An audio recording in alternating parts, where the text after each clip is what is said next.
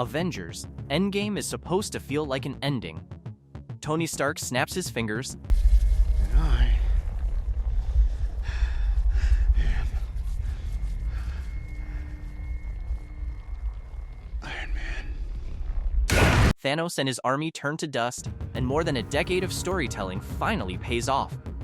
But look at what happens in the 10 minutes after that snap, and you'll notice something Marvel doesn't say out loud. Endgame doesn't just close a story, it blows a hole through the foundation the entire MCU had been standing on, and almost everything that's happened since, every show, every movie, every strange detour that felt disconnected at the time, has actually been Marvel quietly working to fill that hole back in. By the end of this video, I think you're going to see the last 6 years completely differently, because this was never a random string of projects thrown at the wall. It was one long rebuild, and it's been pointing at the exact same collision the whole time. Here's the problem nobody likes to talk about. Tony's sacrifice saves the universe, but it also guts the emotional center Marvel had been building since 2008. Steve retires. Natasha's already gone. Even the win feels messy because Hulk brings everyone back, but 5 years passed for the people who survived the snap. Governments adjusted, lives moved on, and then all of that gets thrown into chaos the second everyone else just shows up again like nothing happened. So Marvel couldn't skip straight to the next Thanos-sized threat and pretend the board was intact. It had to deal with the wreckage first. Who replaces Iron Man? Who's actually allowed to carry Captain America's shield? What Avengers even means once the people who defined it are dead, retired, or missing. That's why the first post-Endgame project doesn't feel like a franchise flexing muscle. It feels small, strange, uncomfortably emotional, because the real question wasn't who's the next villain, it was who's even left. WandaVision makes that painfully literal. Wanda loses Vision, loses the entire future she thought she was getting, and the show builds an entire fake sitcom life around that grief and dares you to notice something's wrong. Westview becomes the physical shape of her breakdown, and it takes Agatha forcing the truth into daylight before Wanda finally becomes the Scarlet Witch, a title she's earning on screen for the first time, while quietly putting Billy and Tommy on the board as future Young Avengers. The Falcon and the Winter Soldier tackles the same wound from a different angle. Steve hands Sam the shield in Endgame, but a handoff isn't acceptance, and the show turns that gap into the entire conflict. The government's answer is John Walker, proof they still see the shield as something assigned from the top down instead of earned. The Flag Smashers add another layer. The post-blip world isn't stable. It's bitter and politically fractured. So Sam's real arc was never about proving he deserves the shield. It's deciding what kind of Captain America he's going to be on his own terms. Black Widow moves backward on the timeline, but its job is obvious once you step back. Natasha's story already ended. This film exists to properly introduce Yelena Belova and set up where she goes next, which is also why the film spends so much time on that sister dynamic. That setup gets activated almost immediately in Hawkeye, which runs 2 legacy handoffs at once. Clint's still carrying the weight of Natasha's sacrifice and everything he did as Ronin. Kate Bishop steps in as the hero who idolized him from a distance and gets dragged into the mess for real, while Yelena shows up blaming Clint for a death she never actually watched happen. By the finale, Marvel's pushed Kate forward as the next Hawkeye, moved Yelena into the present-day MSU, and reinforced the same idea underneath every one of these shows. The old guard is fading out, and the next wave is being forced into position whether it's ready or not. And that's the story right up until Marvel gets to the character who arguably shouldn't even still be around, Loki. If one project actually rewrote the rules of the post-Endgame MCU, it's this one, because everything before it was about grief, fallout, and replacement. Loki is where Marvel starts changing how the universe itself works. The version of Loki they use matters more than people give it credit for. This isn't the Loki who dies in Infinity War. This is the 2012 variant who slips away with the Tesseract during the time heist, a moment that looks like a throwaway joke and turns out to be one of the biggest chain reactions in the saga. The second he's dragged into the Tiva, Marvel starts treating time itself as something that can be monitored, pruned, and weaponized. The MCU stops being one story and becomes a structure sitting on top of infinite branching possibility. That's also where Marvel puts its next massive problem on the table. He Who Remains explains that the sacred timeline only exists because he's been hunting down his own variants before they tear reality apart. Kill him, and you don't just free one timeline. You open the floodgates to countless versions of the same threat. Sylvie kills him anyway. From that second forward, the multiverse stops being a concept and becomes the actual structure of the saga, and movies like No Way Home and Doctor Strange in the Multiverse of Madness become the direct fallout.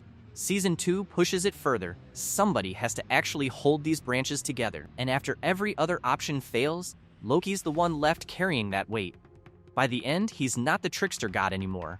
He's sitting at the center of it all, arguably one of the single most important figures in the entire MCU. While Loki's rewriting what kind of story Marvel's allowed to tell, Spider-Man is where that permission gets put into practice. Far From Home deals directly with the fact that Tony's gone and Peter's holding a void he never asked for, broke, grieving, and already being asked if he's the next Iron Man.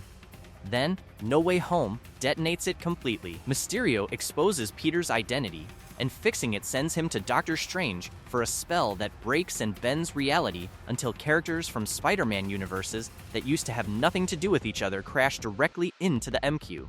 Bringing back Tobey Maguire and Andrew Garfield is what proved Marvel could reach outside its own continuity without it feeling like a gimmick.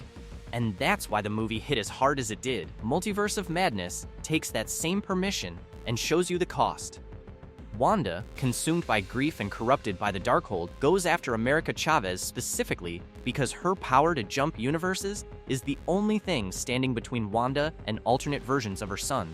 That's the moment the multiverse stops being fun and becomes personal. What If matters less as plot and more as the thing that gets audiences comfortable with multiple versions of everything existing at once. Welcome to how comics have always worked. Once that groundwork is in place, Marvel starts doing what this whole stretch was building toward, assembling the next generation out of the chaos while quietly widening the map. Shang-Chi and the Legend of the Ten Rings introduces a major new hero and drags the Ten Rings out of the background, revealing them as something bigger than one man's weapon and hinting at a signal Marvel still hasn't paid off. Eternals feels disconnected from everything else, but it drops in celestial scale cosmic lore and leaves Tiamut frozen mid-emergence under the Atlantic. Wakanda Forever picks up that same idea from a grounded political angle.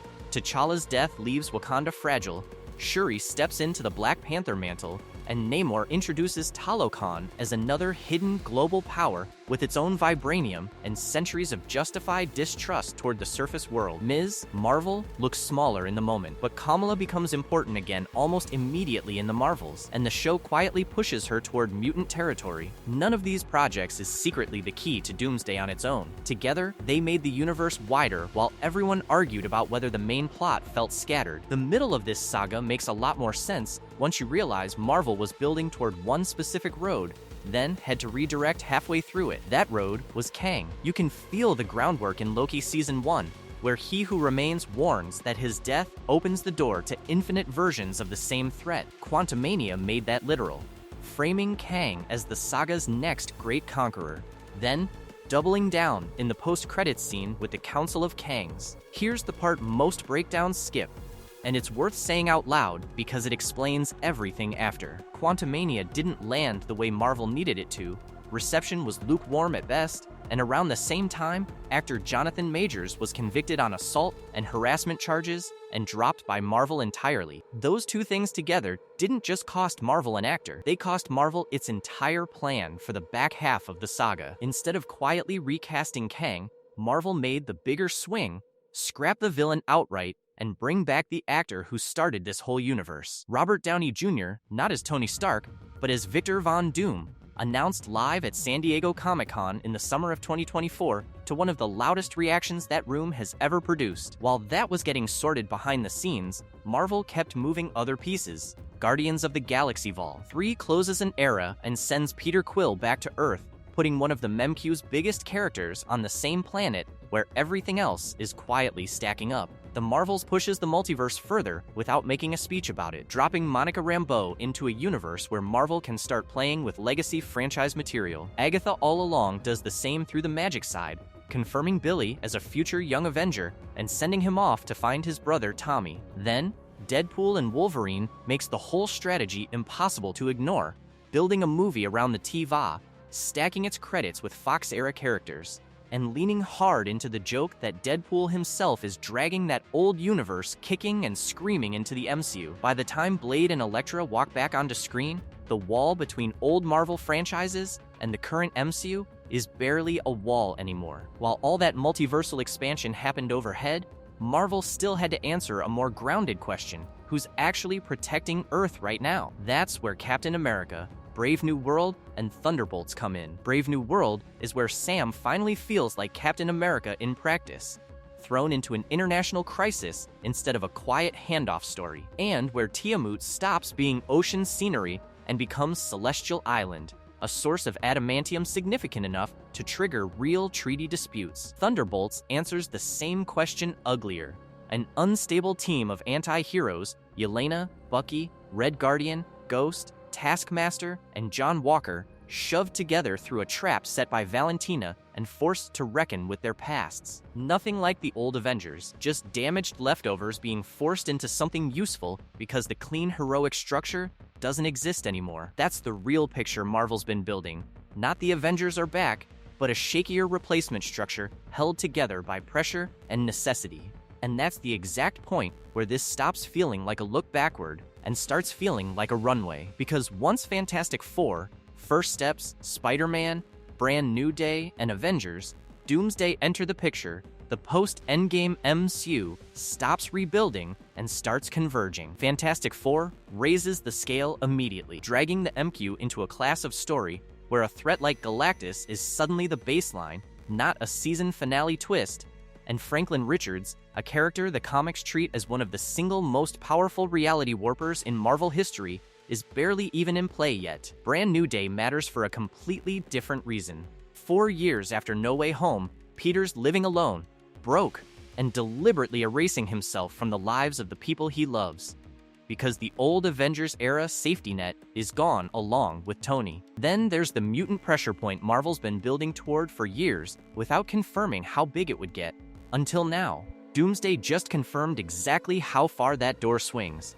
Patrick Stewart back as Professor X, Alan Cumming as Nightcrawler, Rebecca Romijn as Mystique, James Marsden as Cyclops, and Kelsey Grammer as Beast, all reprising roles that defined a generation of Marvel movies before the MCU existed. And Chris Evans has reportedly been confirmed to appear in some form too, which nobody expected after how definitively Endgame closed that door. Avengers. Doomsday arrives December 18th, 2026, with Robert Downey Jr. confirmed as Victor Von Doom and the Fantastic Four confirmed as central to where the story goes. Marvel's own synopsis puts it simply: heroes from 3 separate universes on a collision course, facing a threat unlike anything they've encountered before. This is where the post-Endgame saga stops looking like a rebuild and starts looking like Convergence, with Avengers: Secret Wars already locked in for December 2027 to close it out. So here's my actual conclusion. The post-Endgame MCU was never going to be clean, because Marvel had just finished the story it spent over a decade building,